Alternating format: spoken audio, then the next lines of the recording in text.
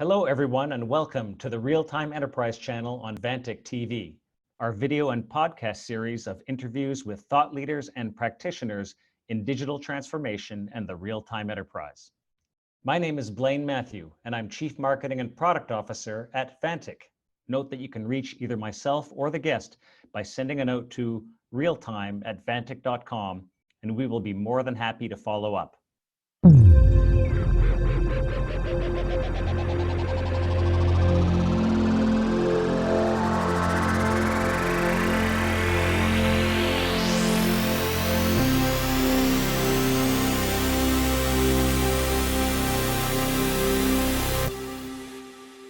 Welcome to 2019 and a new season of the Real-Time Enterprise channel on VANTIQ TV.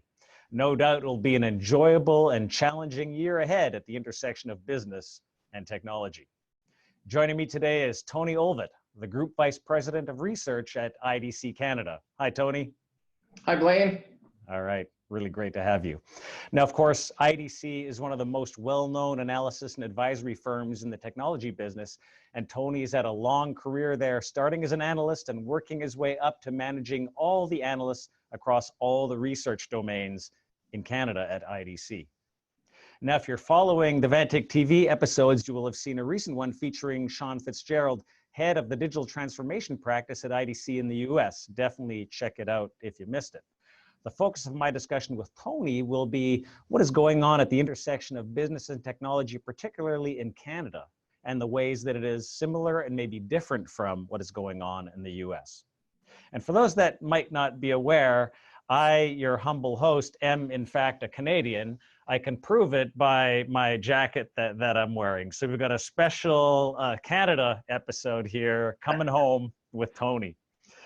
And in fact, this episode marks not only the beginning of 2019, but the beginning of a bit of an international push for VANTIQ TV.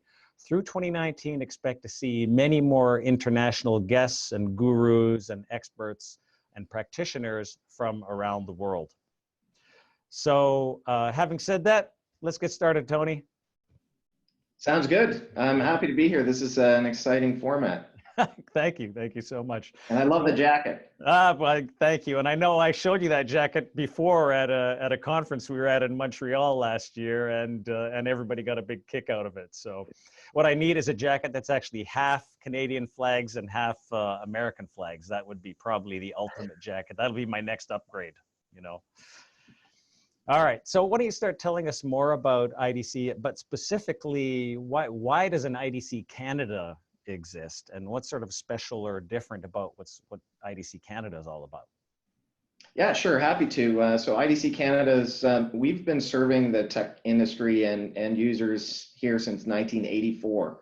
As you might know, IDC's been around in the US since '64, but we established a presence and have grown our business quite substantially over the last few decades. And what we have a mix of business. Part of our business, in fact, the majority is advising vendors on tech trends, marketing, and sales, and so forth, but also growing business to end users who are looking to implement technology and understand what's next, what are some of the risks and implications, what are some of the trends that they need to take a look at. So establish a great team here. I enjoy the benefit of having a senior team of analysts. We also have support from our consulting group and sales. So it's a great company. We have everything's changing in this industry, as you know, Blaine. So we enjoy that change in that environment of fast-paced business here in Toronto, covering all of Canada. Yeah. Perfect. Fantastic. And so tell us a little more about how did you get to where you are today? What's your backstory? So the backstory goes way back. When I was doing my master's paper at the University of Toronto, looking at the role of intermediaries in the technology sector, I focused specifically on value-added resellers. And somebody I met at a conference said, "Why don't you go to IDC Canada? They do a lot of research on VARs, on value-added resellers." And had a meeting with one of the VPs and got some data, and that really helped with my research paper, and I finished that off. And actually the day of my graduation, after having lunch with my parents, I went over to the job board at U of T, and there was a contract position for IDC. And it was almost written for me. And I thought, if I can't nail this, I don't think I'll get a job anywhere. And long story short, I'm still here.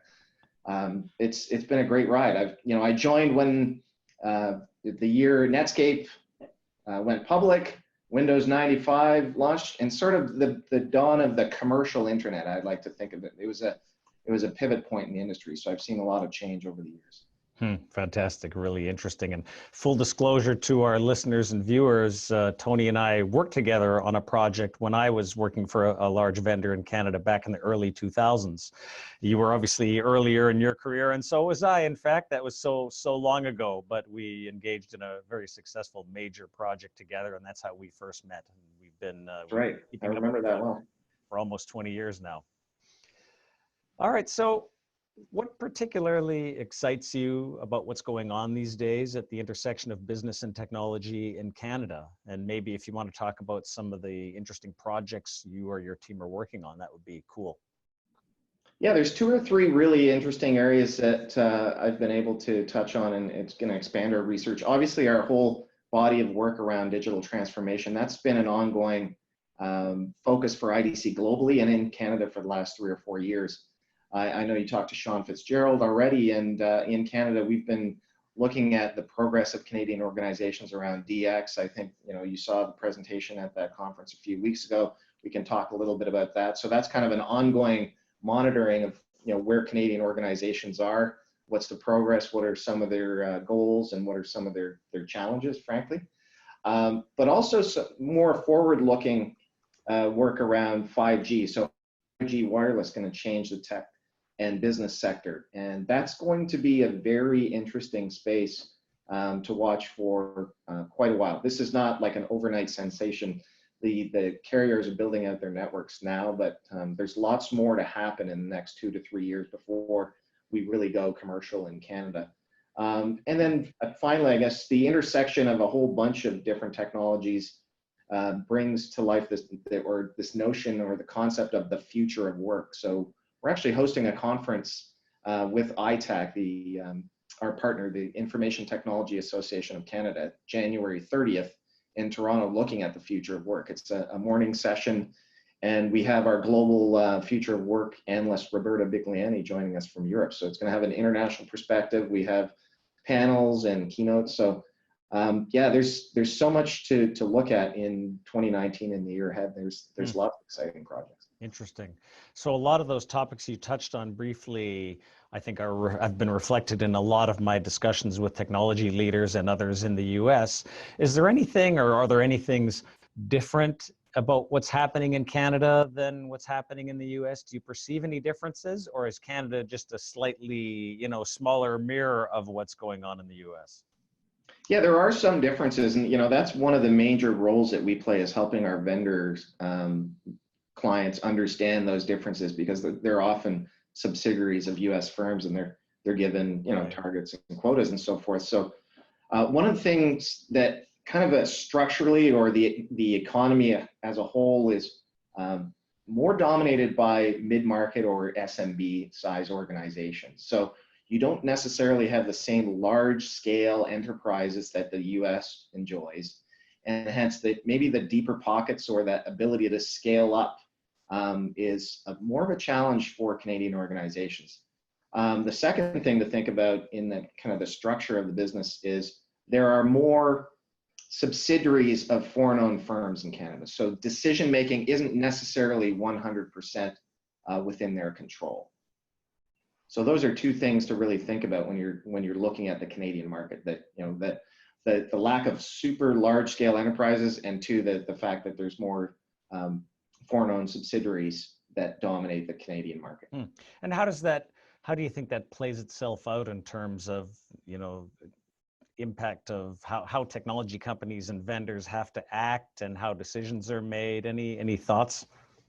Yeah, I think there's a little more conservatism, a bit of cautiousness in terms of adopting or leading with really leading edge projects or technologies. So there needs to be a little more time to establish that credibility and to show the business outcomes, the proof points, whether it's ROIs or other types of case studies and testimonials. And that's why I think you still see organizations gravitating to those case studies or conferences where peers get together. So we do a lot of work with the CIO Association of Canada, and they're all about networking with peers to understand, what did you learn when you deployed this this tool or this technology for such and such an application, or how are you guys structuring your digital transformation office, and what's the governance strategy? Those are the types of things that we're involved in those conversations, but we also see, help facilitate that networking through the associations and conferences themselves. Yeah, makes sense. Having been somebody myself who's worked in technology on both sides of the border, I absolutely agree with everything you said. Having said that, I wouldn't want our listeners to think that, the Canadian, tech market is moving slowly, and in fact, what I've seen attending and presenting at, various Canadian technology conferences over the last couple of years. In fact, the same conference a few years running now, is I've seen actually a dramatic acceleration in the embrace of Canadian companies of some of these interesting transformative technologies. It's actually been really impressive. I'm sure you're seeing some of that as well. Yeah, we are. And what I would characterize like the progress or the maturity of organizations has moved a little bit slowly, but where we are in Canada is a lot, the dominant model is it's project-based rather than an enterprise cohesive strategy from the top down. And I think the companies that really get it and are going to start pulling away from the pack tend to have a centralized, cohesive enterprise strategy for digital transformation or innovation, whatever language you want to use.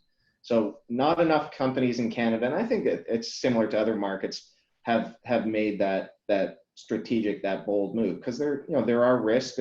People start to measure, and they're very vocal about their goals, and if they fall down, maybe that doesn't look so good on the resume or on their their annual review or on the front page of the national paper, that kind of thing. Yeah, that's really interesting. We talk about this topic a lot on VANTIQ TV.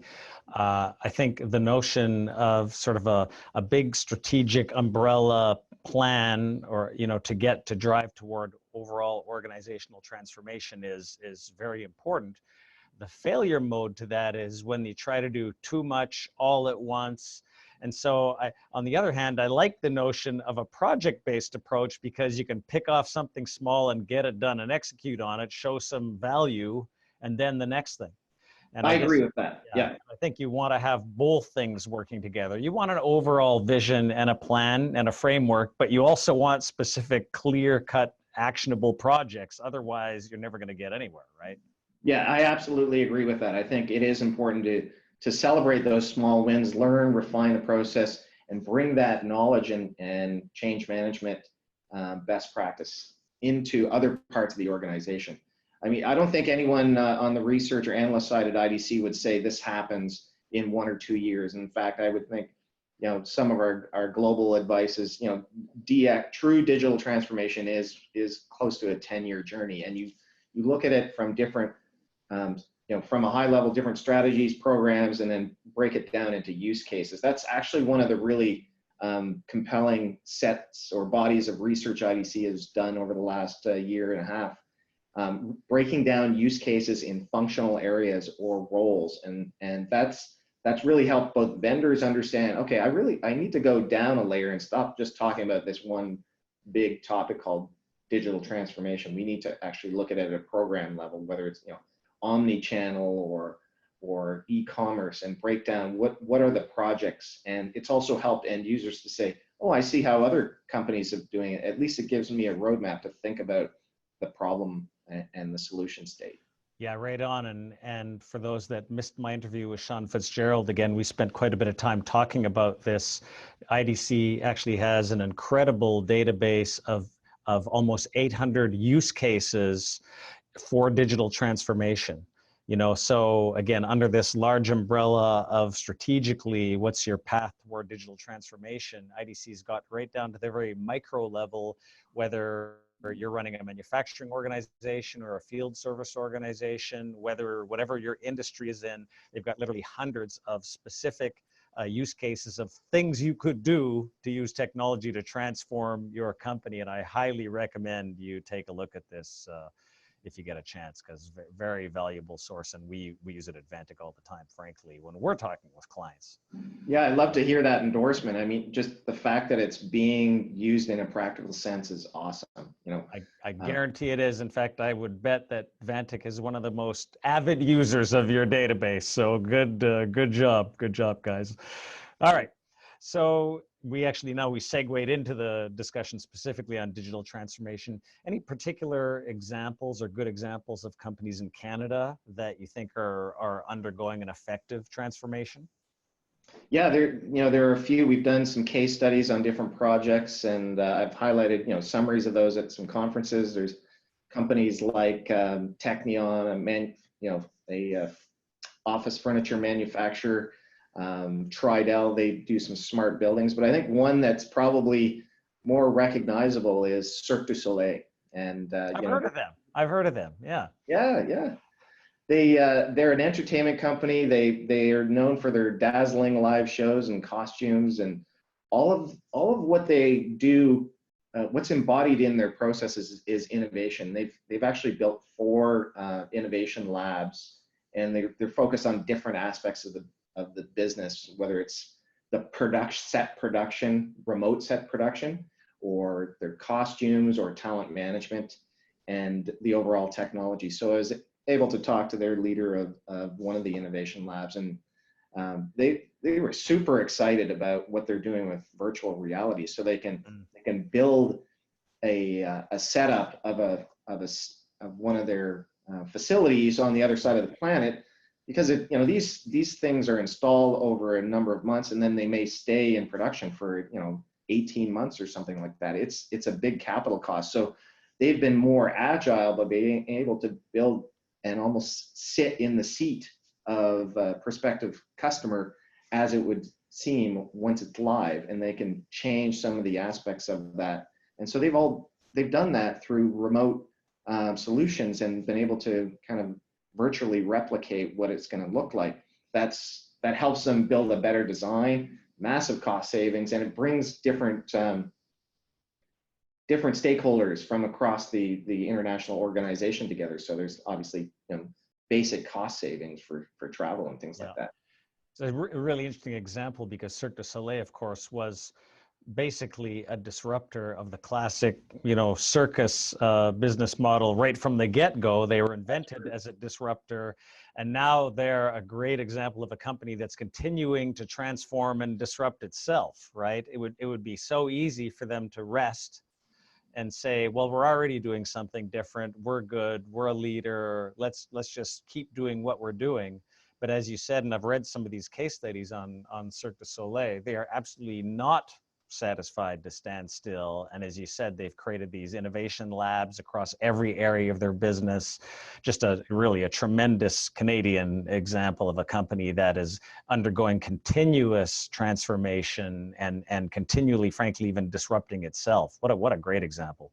Yeah, and I think that's one of the attributes that we've seen in our digital transformation work is those leaders who are in the optimized state.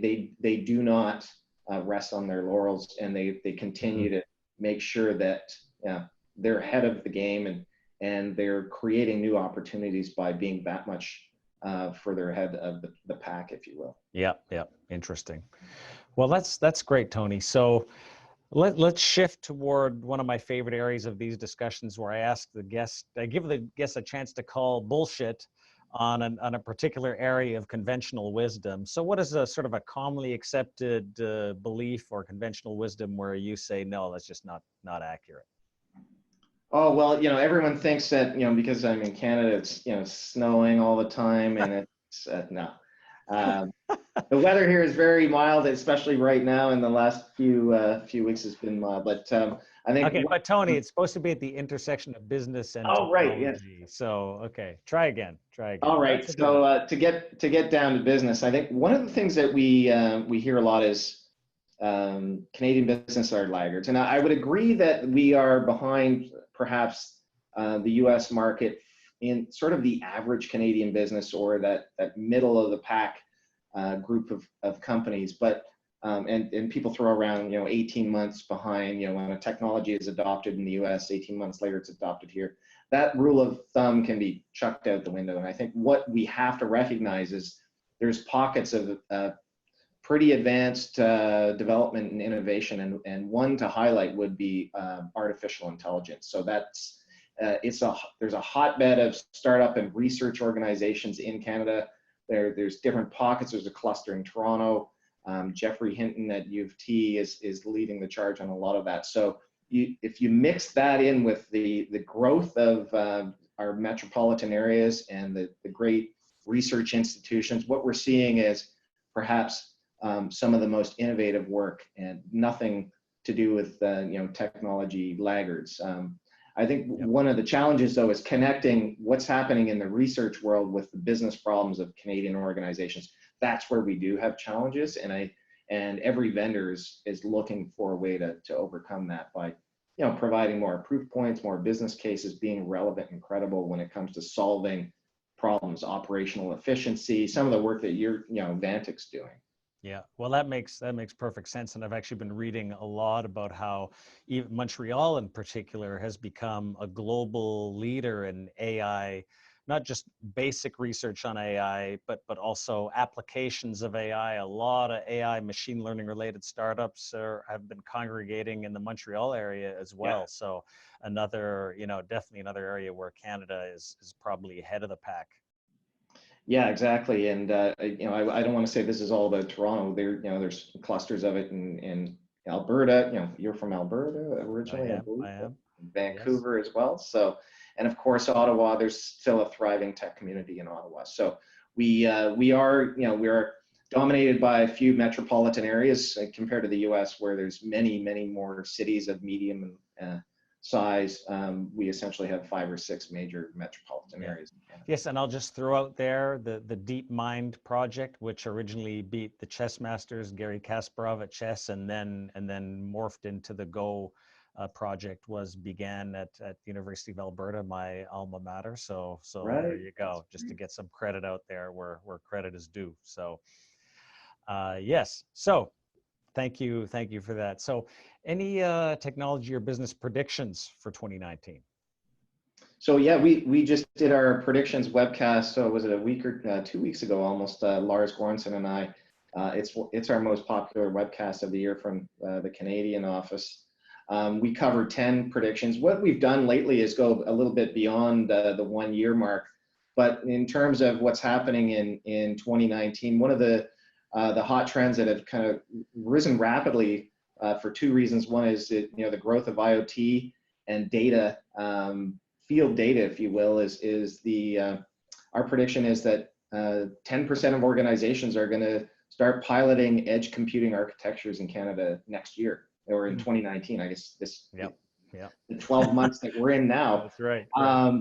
And that really has come up because the explosion in data, and we have a global data sphere project, and the vast amount of data, not all of it needs to be processed back in the core at the data center, and there's so much happening at the edge, and but it fundamentally changes how the IT department and their vendors look at the architecture of compute, storage, and processing and analytics. And it's probably something that's near and dear to your heart as well in terms of what you guys are doing. Yeah, I absolutely agree fundamentally. There's no way that all this data, which is being generated by IoT devices, by enterprise systems, by people on mobile devices, it cannot be all processed in one, massive cloud application, even with 5G helping to accelerate and speed it up. So absolutely, I'm seeing exactly what you're saying. Edge computing is necessary for these new use cases, but it is still early days.